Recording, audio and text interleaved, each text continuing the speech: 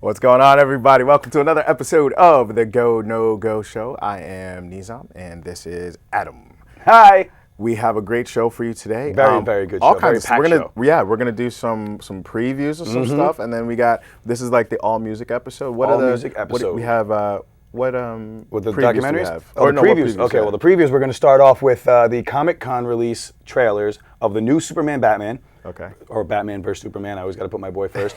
and the Suicide Squad. Finally, everyone's going to get a chance to see what the Suicide Squad is going to look like. So I'm very excited for that. All right, cool. And then what films are we looking at? What This movie? is our special music episode, documentary. The documentary in honor of the movie Amy that is playing in theaters right now, based on the life of Amy Winehouse. We decided to go with some music documentaries on some famous artists. The first, the big crescendo, of course, will be Amy. We have Muscle Shoals, and we also have the Kurt Cobain story, Montage of Heck. All right, let's do this. Yeah. Let's get into it. Let's check out, what is it? Batman versus Superman, or Superman versus Batman. No, Batman. Today is a day for truth. The world needs to know what happened and to know what he stands for. That kind of power is very dangerous.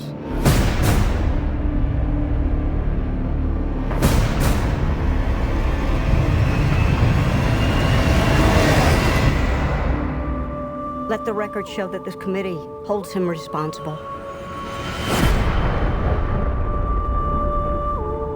That's how it starts. The fever, the rage that turns good men cruel. This Bat Vigilante is like a one-man reign of terror. You don't get to decide what the right thing is. Nobody cares about Clark Kent taking on the Batman. This means something. It's all some people have. It's all that gives them hope. People hate what they don't understand. Be their hero, Clark. Be anything they need you to be, or be none of it. You don't owe this world a thing. You never did. 20 years in Gotham, how many good guys are left? How many stayed that way? The devils don't come from hell beneath us. They come from the sky. He has the power to wipe out the entire human race.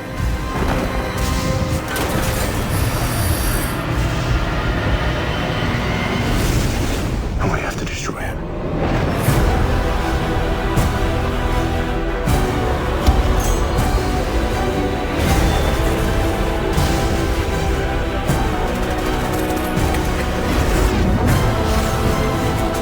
Black and blue.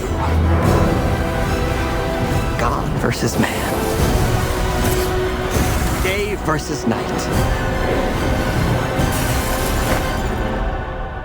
The red capes are coming. The red capes are coming.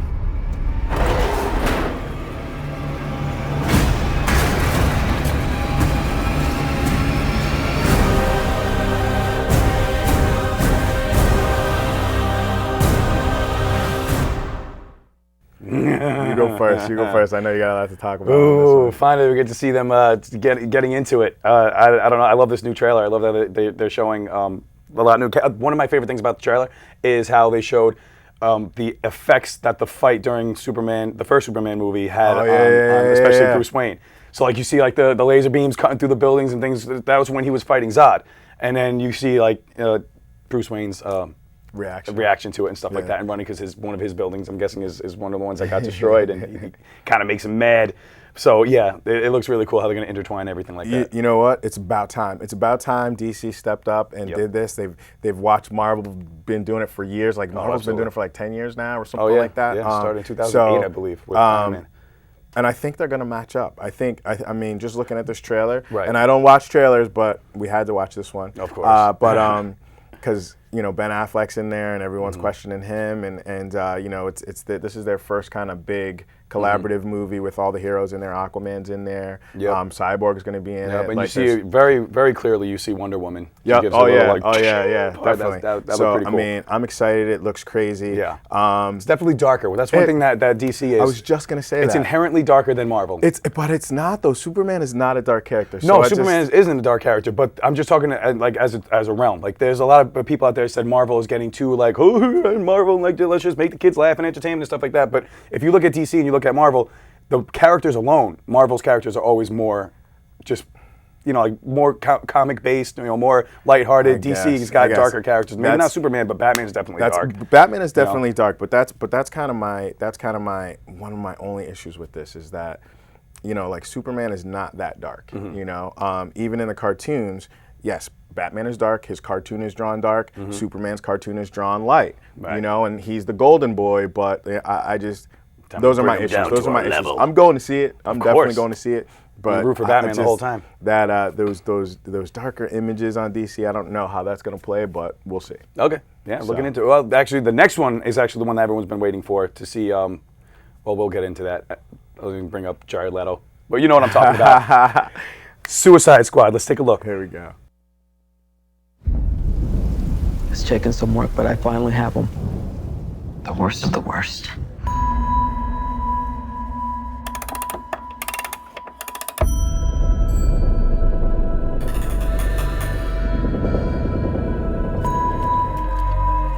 Where?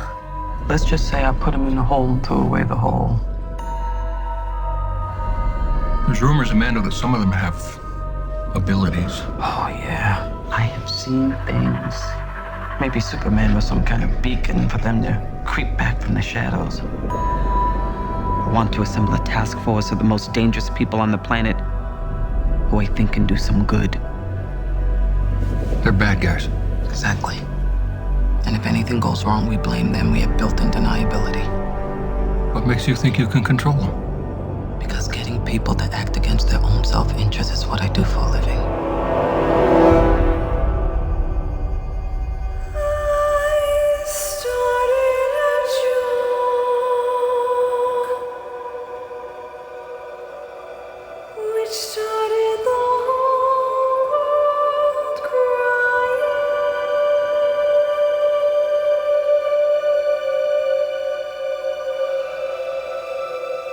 Are you the devil?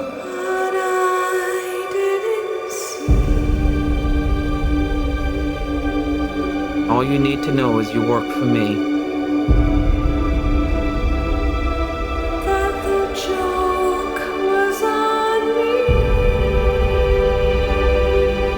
So that's it, huh? We're the patsies. We're some kind of suicide squad. Let's go save the world.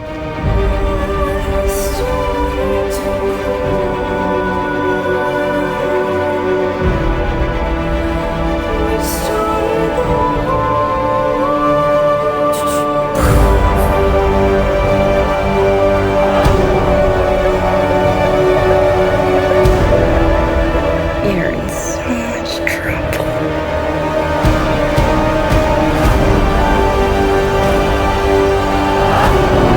Hope you got insurance.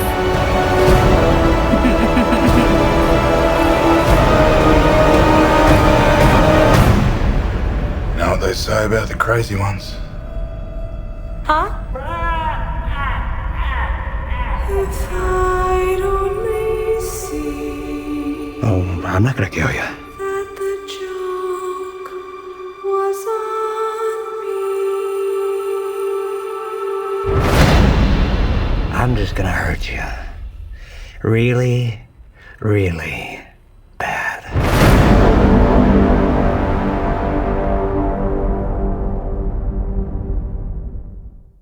Finally got a look at what Jared Leto's going to do with the Joker. Yeah. Because that's what everyone's waiting for. Yeah, well, you know what? He's got plenty of baseline to go from. You know what I'm saying? Whether it's from Luke Skywalker from the cartoon who played him, crazy and wild, and Luke Skywalker. And Mark Hamill, and he's got Nicholson and he's got Heath Ledger. Right. So he's got plenty of baseline. He's got plenty of stuff to draw from. Right, and I actually like that. I saw a meme once, actually a couple days ago. It showed the different variations of the Joker. So they showed Nicholson's. It said the Joker. Then they showed Heath Ledger, as I said, the anarchist, and then they showed Leto, said the psychopath. So it seems like this might be the direction he's going, to just be completely psychotic. And it's really good to see Margot Robbie as Harley Quinn. Yeah. I'm very much looking forward to that, because not only is she gorgeous, but she's super talented, and just seems like a very weird, twisted, dark type of like Smoking Aces type of movie going on over here with a bunch of bad guys, you know, doing a bunch of bad things. I'm not too familiar with the whole Suicide Squad thing. I'm interested to see it and kind of learn more about it or whatever.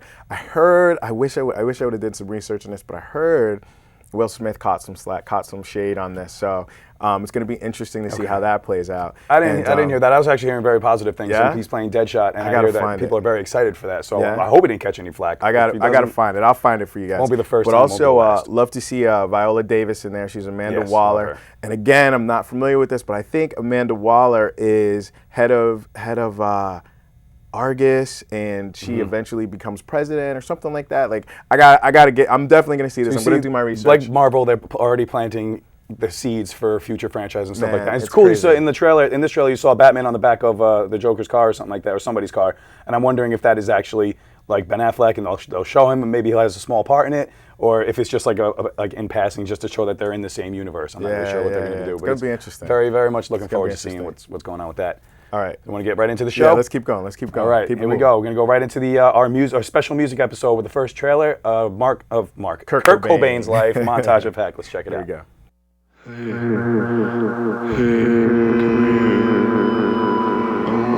You to see something.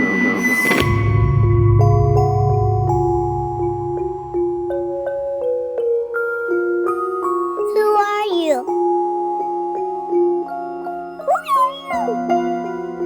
Who are you, Kurt? I'm Kurt Cobain. Yay!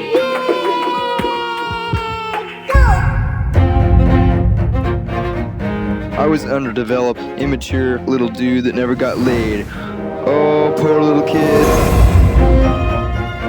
I don't know how anybody deals with having your whole family reject you.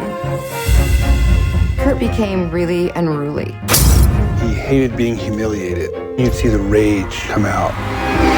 He'd always have to do some kind of art. You go out for a few hours and you come back and there was a painting on the wall or he wrote a song. His goal was to write as well as he could, play as well as he could. That's all in the music, man. It was awe-inspiring, but it was like, oh, I guess I'm not all that special. This is what I've always wanted to do. And I said, you better buckle up, because you are not ready for this.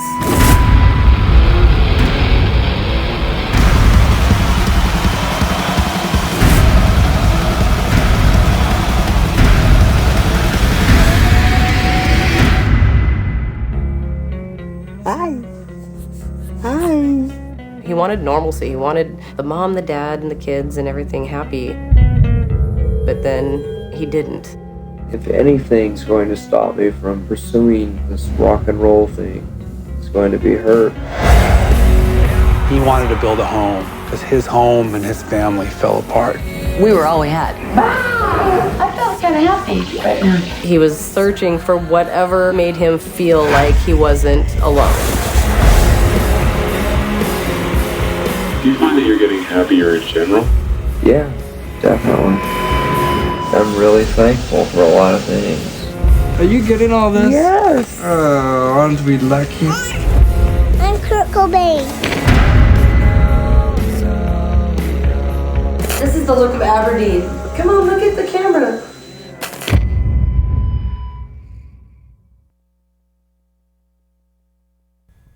Interesting, huh? To say the least. That's what I thought. You go first. We have his pretty face. He's such a handsome dude. What a shame. Yeah, what a shame what happened to him. He took his own life. But, all right, what I have to say about this documentary, when I first saw it, I was like, okay, this is pretty cool. It's intimate, as the critics were saying. It shows a lot into his personal life and stuff like that. But what I did was I started Googling responses to the film, like what the diehard fans said, the user comments of this on whether it's Netflix or Flickster or IMDb and stuff like that, and a lot of them gave a very low rating because they said that this was a propaganda piece of the people who are trying to make themselves look better, because it's all the stuff donated to this film and the documentary and stuff like that was from the family and like Courtney Love and the parents and stuff like that who the fans and people who are closest to him are convinced that played a detrimental part in this man's demise. You know, so it's like his parents in this one are trying to like attack each other. I was like, oh, the father was bad and like, you know, abusive and whatever. And the father's like, well, the mother kicked him out a few times and she didn't want him and this and that. And everyone's sitting there pointing the finger and passing the buck. No one's taking responsibility that they were just horrible parents, and it led to his you know, pretty much ultimate demise. Yeah, his ultimate demise, and it's really sad. The fans said that it comes from Kurt Cobain's mouth in the trailer. It says it's in the music, man. He used to hate interviews because he said, "Listen, anything you want to know, these questions you're asking me are stupid because it's in the music. You want to know about the true Kurt Cobain, you listen to the music, download the lyrics and stuff like that." He tells you basically what's inside of him. So to make a documentary like this and try to speculate, I feel it's kind of irresponsible. And okay, you know what all right. I'm feeling what you're saying. First of all, when it came out, I was just kind of like, I feel like I know this. I feel like I'm not a Nirvana fan. Right. And really tell you anything new. And yeah, what am I really gonna learn? Like, I feel like you know, right? Right. But I started to watch it. I heard all the music in the background. I'm like, I am a Nirvana fan. Yeah. I was like, I remember all that music. It took me back, and I was like, oh man. I'm like, you don't realize how many hits he has until. Yeah, because it's just about teen spirit. It's always about teen spirit. You know what I'm saying? But you hear all the other songs, and you're like, oh man, these guys were actually really good. Yeah. I thought it was very dark. I thought it was very. I thought it was very telling. And maybe a little irresponsible. I don't know. It was tough watching him. It's nice to shine a light on his life because he was a musical genius, basically. But it's not. I mean, it was nice to look at him and his life and stuff like that. Him with his daughter and how that changed his life watching and him stuff with like his that. daughter was almost disturbing for me. Yeah. Because he's just this little kid, like trying to fight off the bully and trying to like they kept harping on, you know, oh, how do you overcome or whatever. He overcame. Yeah. You know, but he then he self-sabotaged. Yeah. You know what I'm saying? Like, I don't know. Man. I would say see it. I'm probably going to see it again. It is kind of dark and gloomy but I mean, I do agree with some of the users. Yeah. I don't know. At the very beginning, though, his father was like, I was a bad father. Right. You know, I think they do take some responsibility in that, but I do see how it was kind of going back and forth. But I just think it's not necessary to do this. You know what I mean? Like it could have been. It definitely could have been done better. Yeah. And you know what? We'll talk about that when we get to Amy. Yes, well, exactly. Let's move. We got to check this next one out. Like, yeah, exactly. Muscle Shoals. Let's check it out. What is it about Muscle Shoals? It's just a little village on the Alabama border. Why does that music come out of there? At different points in time on this planet, there are certain places where there is a field of energy.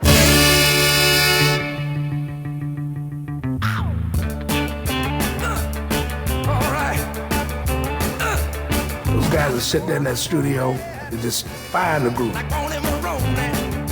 doesn't happen very often.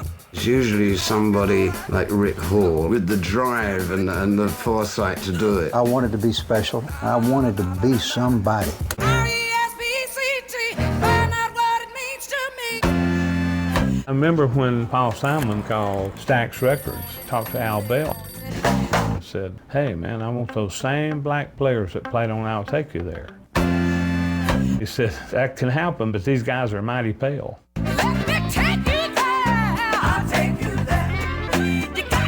We started to explode. The world was coming to Muscle Shoals. You thought you hadn't found a good girl. Mustang Sally. I'd rather be old man, sweetheart. Being there does inspire you to do it slightly differently. It's like when they're coming out, you'll stop them. It was pretty funky, you know, that was the whole idea of it. I began to tell them of this great new deal we'd made with Capitol. One of the guys stopped me and said, we've already made a deal with Jerry. We'll be leaving here. It was war.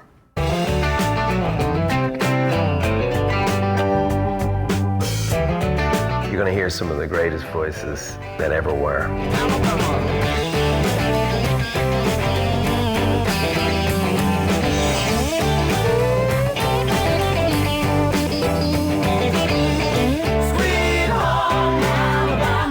You're in rock and roll heaven, man. Oh man, this is a great documentary. I got to chill just watching that. I mean, if you want to talk about, all right, so all the craziness going on in the world, flags and stepping on flags and pulling down flags and Southern heritage. If you want to defend Southern heritage, this is Southern heritage. This is one of the aspects of Southern heritage that you want to hold on to. Yep. But oh man, Muscle Shoals, Alabama, Fame Records, Aretha Franklin, Simon, Garfunkel, the Stones, the Beatles, Leonard Skinner. I mean, that whole song means something totally different to me now. Yeah. This documentary is not only about music, it's about history. Yep. It's about like coming together. It's about the United States. I mean, black people in the South making music with white people at a time where they couldn't even eat at the same counter together. I mean, all I can say is this is amazing. There's a book out too. Check this thing out. This came out in 2013. Yeah, a couple years ago. I remember I had no idea what I was getting myself into when I first saw this. I thought Muscle Shoals was a person. I'm like, what kind of name is Muscle Shoals? I don't understand. But then I realized it's a little village that this studio was in and made people who they were. Like, this shows that Aretha Franklin, who is an icon in the music business or whatever, spent so long with people who had no idea how to handle her. She was like, Columbia Records or whatever, and she was there for 5 years and they dropped her. They're like, all right, you're not really producing anything. She goes to Muscle Shoals for like 35 minutes and then she becomes, the biggest star in the world because these guys knew it. They got it. One thing I like about this, much like movies, music has a platform to reach millions and millions of people, and they completely did it responsibly. That's why I kind of like weep for the future when I hear like some of the music coming out nowadays. It's like, this is ridiculous. This is just real music. I mean, it's just like these guys down here, and it's almost like an urban legend, like they're talking about like this magical place and people make their hits. It's almost like Crossroads. Remember Crossroads with Ralph Macchio? They're talking about making a deal with the devil. Like, it's like everybody that went down there, they came out of there with hits, man. Yeah. And it was people actually after a while were like searching for it. It's like, I'm going to Muscle Shoals. I'm going there because we're gonna go there. We're gonna make a hit. And we're gonna come back as stars. Yeah. So yeah, definitely watch this. It's really an amazing music documentary. Very worth the watch. History documentary. Like there's so much going on intertwined in this thing, and it's really great, and it deserves like a lot of props. Absolutely. You gotta check it out. It's on Netflix. You could probably catch it on YouTube. It's on Amazon Prime as well. I was checking it out. But unfortunately, our time is running low, so we got the last one we got to get into, Amy, about Amy Winehouse. Let's check it out.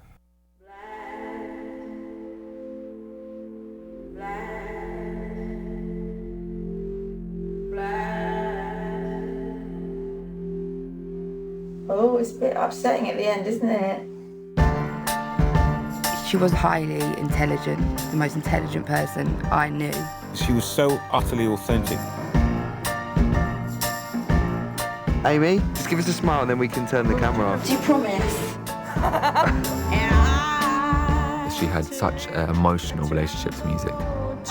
You're becoming an artist in the public eye.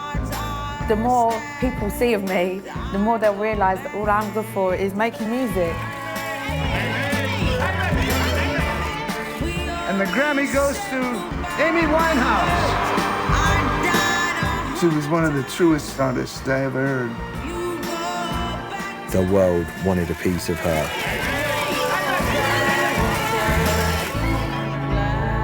Amy was a girl that just wanted to be loved.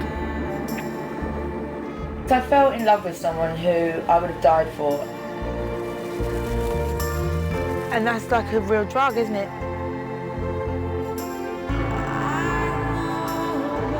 This is someone who is trying to disappear.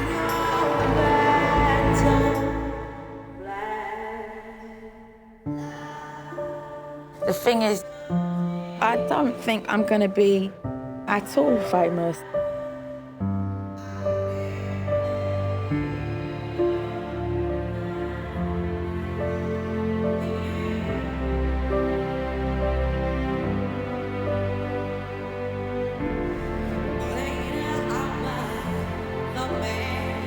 I'm not a girl trying to be a star. I'm just a girl that sings.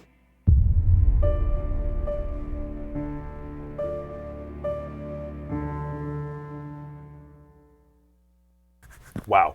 Haunting. I still have goosebumps. I get goosebumps every time I see this trailer. Absolutely haunting. This girl, I was just saying before while I was playing, I'm not sure if I'm using this term loosely or whatever, but I think she's somewhat of a prodigy. Oh, yeah. She was at such a young age, such a soulful voice, such a soulful grasp of what music is, and being like this pretty much jazz singer at such a young age. It's absolutely tragic what happened to her. It's amazing how little of the story I knew. I was just seeing the tabloids. Oh, Amy Winehouse drunk again in drugs and this and that. I was like, oh, it's just one of the other ones, spoiled little rich girl who can't handle the fame, this and that, and this and that. I could not have been more wrong. I felt so bad for this girl. She's basically in the middle of a crowded room screaming at the top of her lungs how much she needed help, and nobody would listen because everybody was depending on her for that gravy train. Her father, her boyfriend, all this stuff. They were just he's ready for his next score when it comes to like the drugs and stuff like that, and keeping her doped up because it keeps her in love with him and blah blah blah. This girl, it's completely tragic. It should be on the borderline of homicide basically because nobody would help this girl. Please. This is this one. So back to the Kurt Cobain thing. Yeah. This one was there's tragedy in suicide and in a tragic death and of such a talented person, wasted talent. Very anyone. Whether it's the actors, Robin Williams or Kurt or Amy. But this was just amazing. The way they did it was amazing. It showed. I love the studio sessions when you just hear her voice and you don't hear. There's so much that goes in together when you have an artist and you have music. And background vocals and all this stuff, but just to hear her pure voice and cut out the music. Only needs a couple takes because her voice is just incredible. Yeah, she was incredible, and she was. Oh man, you're right. I do actually like the way this documentary was placed because unlike the other documentaries where they show people in like a chair, like and this and that telling their story, they didn't show any of that. They had enough footage of this girl's life. She was always on camera, where you just hear the voiceovers of the people they're interviewing. You never see the people they're interviewing. They did that on purpose. I like that. And I love that. I absolutely love that. They showed plain, and as they were talking, it goes with the footage I guess they have of the time it pertains to, and it was very, very well done. It was haunting. It was beautiful. So this is out in theaters. It was in select theaters to start off with, and it's pretty much growing. You can probably find it anywhere throughout the United States. Certainly I would say this is a definite go. Definite go. Go check it out. One of the best documentaries I've seen in a long time. Yeah, she's amazing. Her voice is amazing, and it's a tragic She deserves to have this one out there and for people to see it, so people to know the real story. Because I was one of the ones that jumped on that bandwagon, like, oh man, she wasted her talent and this and that. She wanted help. She could have been helped. It's hard to understand it, man. There's a double-edged sword. At first, it's like, could she have been helped? And she could, you think maybe she could have, or maybe she couldn't have. That's the scary part about it. Yeah, I've lost a friend to suicide, and it's just, the people on the outside of that. It's you go through all those stages. Like first you're angry, then you feel guilty, then you're like, what could I? It's just it's crazy. But I say definitely go check it out. It's haunting. But bring your tissues because by the end of it, I almost started crying. It was a very beautiful, beautiful documentary. I think all these movies are view worthy. Yes. And we've run out of time. These guys know where to find us, right? Yeah, they know where to find us. Yeah, let's get out of here. We're gonna get out of here. We're gonna have some good stuff for you next week. Are you gonna be here? I'm not gonna be here. I'm sorry, guys. I'm not gonna be here. It's just gonna be me. So hold on tight. Yeah. We'll see you next week. I'm going on vacation. See you next week, guys.